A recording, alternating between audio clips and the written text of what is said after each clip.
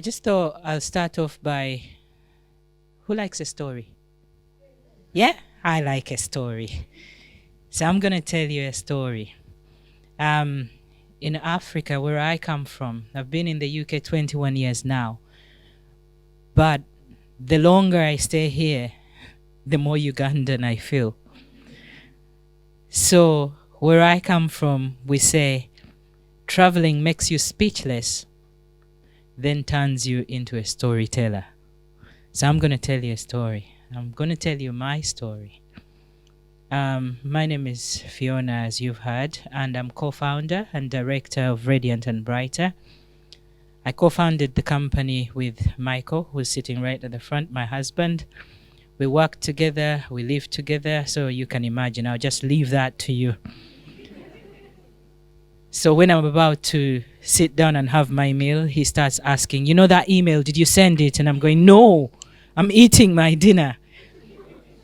But when we founded Radiant and Brighter, it was because we'd come to a place where, and I was speaking to some people outside and we were talking about, the way things are going. There's more discussion around relationships, being more relational, even in your workplace.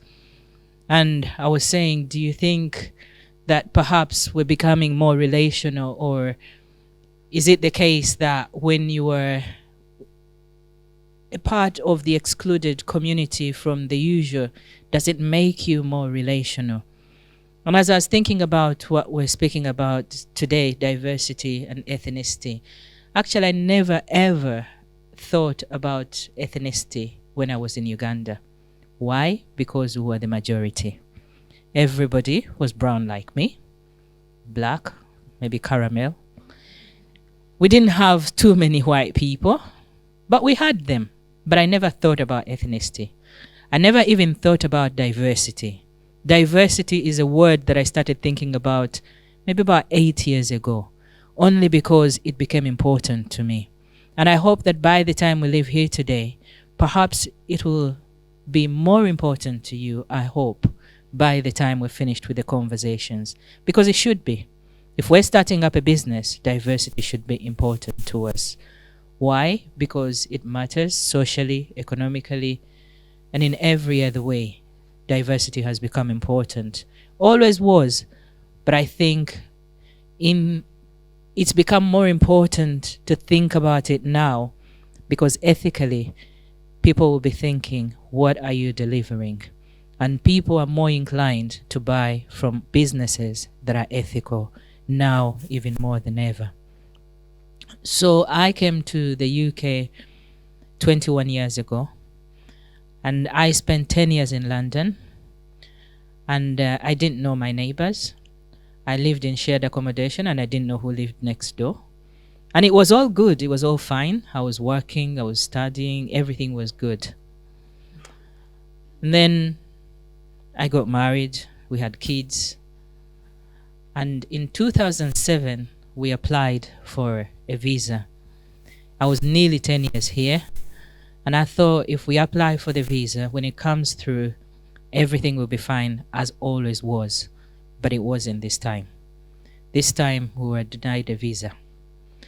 And that meant that we were not allowed to work. We were not allowed to claim benefits. We were not entitled to public funds in any shape or form. And we'd had 2 children by then, and I was pregnant with our 3rd child, obviously thinking we've been here quite a while and everything is going to be fine. And in that period, we hoped that perhaps this ordeal will come to an end in a year, maybe a year and a half, but it lasted 5 years because the Home Office denied us a visa. As I said, I was pregnant. I didn't see a doctor for 6 months. So thankfully, our 12-year-old is fine now, but we didn't know whether I was growing a mushroom or a person inside for 6 months. And it was tough, but it was the most enlightening time of our lives. We didn't know that people live in limbo. We'd never heard of the experience that we were now facing. And so from 2007 to 2012, we were in that space where anybody who thought they could be charitable bought us the drink, the meal, the children's uniforms, the doctor's surgery chipped in, the health visitor chipped in, the community chipped in. Even my mom sent us clothes and food from Uganda. But it taught us so much. And that is why I stand here before you speaking about diversity today. Because it became more important to me and to us than it had ever been. And I think I hope that is the essence of today. That we start to think about diversity in its forms, not just for us, but for others, but also more importantly for Scotland. Because Scotland, you see, has changed. The demographics have changed. And if we want to be global players, we really need to think about how inclusive we are and what diversity looks like and how we are working towards that. So I thought I'd talk a little bit about the challenges that we faced in that time. One of the things that really shocked me was the realization that once you are in that space where you are excluded completely, your dignity is lost. You have no ability to think beyond just living for the day. You just want to survive. You just want to be accepted. But then you accept that you are not accepted. And that is a challenge. Because the more you want to be accepted, the more you recognize you are not. Excuse me. And the harder it is to see anything beyond you, the harder it is for you to contribute meaningfully. But those 5 years allowed us to see what others have been through, what others are going through, and the importance of ethnicity. It allowed us to learn things such as we are all one race. None of us has green blood. None of us has white skin underneath the white or the brown skin you've got. We all have the same flesh and the same blood. But those things are things you learn when you've come through an experience that perhaps teaches you to think differently. And I'm delighted that we did. So what happened? Those 5 years, we were not allowed to work on everything, as I said. And then we came to a stage in 2012 when suddenly the Home Office that had been silent for 5 years sent us a letter and said, you can now stay in the country. And we thought, yeah, this is it. We have arrived. We are going to work. We're going to make money. It's going to be all good. We're going to get jobs and we're going to start finally, giving our children a future, a bright future. Excuse me. I remember the first time we went to the supermarket after the 5 years, and we filled this trolley with shopping, and our son said, wow, we've got so much. This same son in the previous years had asked me one time as we were walking to school, Mom, are we poor? And I said, absolutely not. We are not poor. We are rich. We have so much.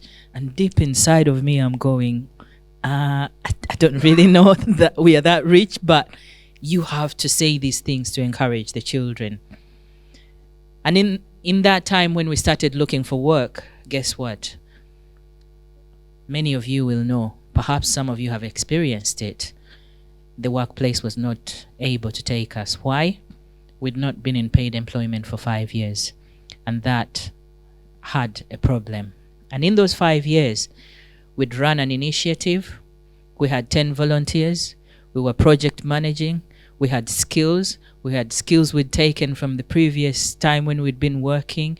I'd been training staff members in Dixon's, Curry's, and PC World previously. All this counted for nothing. And that is why we set up Radiant and Brighter. We thought we had this clever idea We can't find work. Let's set up an organization and help others to find work. And we did. And we started to tell people how they could find work, and we started to support them to write their CVs. And we did it, but it took 6 months for us to realize people were getting work, but were being pushed out. And that is if they got the work. But it was even harder to get in. Why? Because they were perceived the same way we were perceived. And that's how diversity was birthed in Radiant and Brighter. Excuse me. It's then that we realized how important it is that we start to think about diversity differently. And it's in that period that we started to think, this is not working. But people were coming to us and saying, look, I can't look for a job anymore. Can you help me to find, to start a business? And we thought, yeah, we'll tell you what we know. We've just set up ours. We just give you everything we know and you can set up yours. And we did that. And so we started to support people to start businesses. And then we realized there was another way. We were approached by Marks and Spencer's, and they were looking to diversify their workforce. Excuse me, I'm really sorry about this. I was fine all morning. I promise. And when they approached us, they were looking to diversify in Scotland. And we thought, we can do this. This is just going to be great. What we're going to do is we'll train the candidates. You tell us about the jobs you have. They'll come for the interviews. They will pass. Well, we got 9 candidates. We sent them in for the interviews. They prepared for them to do the interviews, and they all failed. All of them. And we thought, this is bad, and this is very sad. And we sat down with the manager, and we said, we're really sorry. We don't know what happened. We tried. And he said, no. If you have failed, then we have failed. Something is just not right. And sure enough, something wasn't. What had happened is that the systems they had in place did not match the people that were coming in. They were doing an interview where they're being told it's a shop, they sell clothing, and they're asking, if we don't have, say in the food area, if we don't have Mara, what would you suggest to the customer? These guys have never been in Marks and Spencer. They don't even know what that is. Some of them didn't even know what cucumber was, because we don't have cucumber in Uganda. It's a foreign thing. And so the interviews were not very diversity sensitive. And so we looked at the systems again. We started all over again. And we trained the staff members in Marks and Spencer, trained the candidates, and the candidates went back and they passed. Why? Because they were willing to look at what was not working. Why is this really important to us here? For those that are starting businesses and those that are in business today, if you don't have people of diverse backgrounds, whatever you're creating, you are encoding whatever biases you have in your systems and processes. Excuse me. So we really all need a diverse team, so that, because we all have biases, and if you do not work towards having diversity in how you look at the development of your business, I can guarantee you there'll be something in there for which when people come in or attempt to come in, they will be left in a space where they cannot engage fully. They cannot fully participate. There's certain things that we do that we don't think about. But as I started off thinking, relationships are really important at work. But for us to build those relationships, you must feel that you fit in a way that you are accepted, that you are believed, that your value, the value that you bring to the company is appreciated. And sadly, when you were somebody from a different background, it's hard for people to perceive sometimes what you are going to bring to the table. And you can feel it and you can sense it. And it comes through in who gets given the opportunity for development. It comes through in who gets given the opportunity to go out and represent the organization. It comes through in the way you make the decisions. And that person will never realize their full potential and therefore bring whatever they could bring to the table to be able to support the development of the organization. So that's really important that we start to think deeply about the benefits of diversity.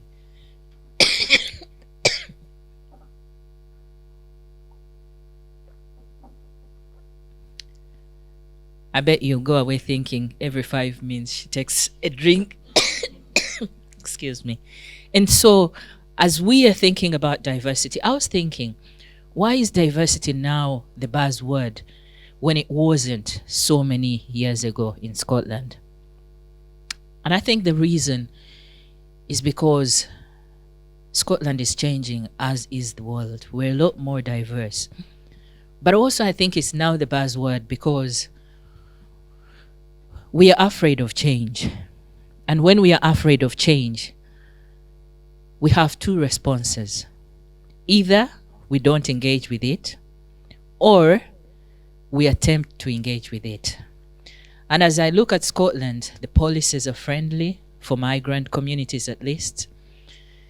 The systems that have been created in terms of, I bet every organization has a diversity folder on their shelves. Quite a number of organizations have that diversity person, the one champion that does the small bit on the side. When everybody else is doing something else, they're doing the little diversity, that thing that we have on the side. But I think the reason is because we want to be perceived as if we are doing diversity. And sometimes we really aren't doing diversity. But yet diversity is recognized in science. It's in our DNA. It's recognized in our abilities. Some people are teachers and others are athletics. It's recognized in our abilities. I can cook. My husband, Michael, can't. Actually, he can, but he's rubbish. But he can multitask. He's able to reply an email while waiting for our children to come out of club. I cannot do that. Really, the one thing we all have in common is diversity. Why should we pretend we're doing it when we are not doing it? Because I believe if we tried, if we make the effort, it's beneficial to all of us. So sometimes it's hard to accept change, but change is here. Excuse me.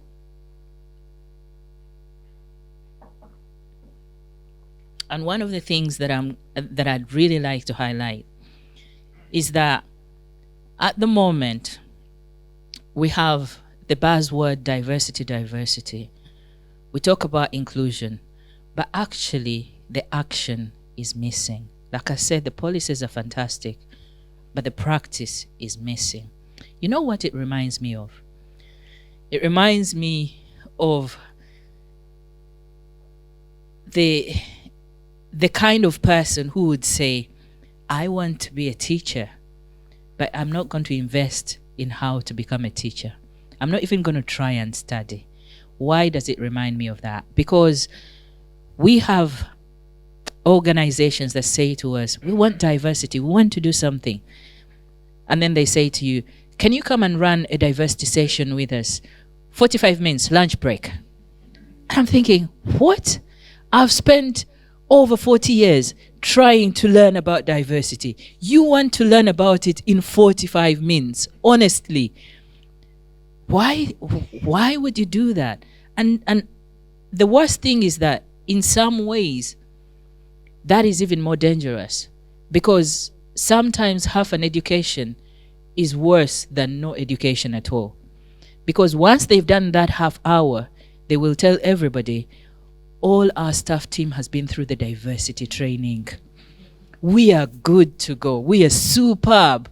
We are leading the way. We have 400 staff members and they have done this 5-minute online diversity training piece. That's even more dangerous. Why? Because it does not take into consideration the value that diversity brings. And so, as an organization, we think that something should change, that we should look at diversity differently. Often we hear that we need to do more, but actually, we don't need to do more. We need to do different. We need to think about the expertise that we are excluding when we exclude diversity. We need to think about the spaces that we have in our companies, in our organizations, to allow for the growth and the development of diversity. Excuse me. And so I'll finish off by saying to you, the way we do business is changing. The demographics in Scotland have changed. Scotland itself has changed. And in Africa, again, we say, when the rhythm of the drum beat changes, the dance step must adapt. I don't want to be dancing out of tune. Do you? I hope neither does Scotland. Let's all dance in tune. The rhythm has changed. Thank you.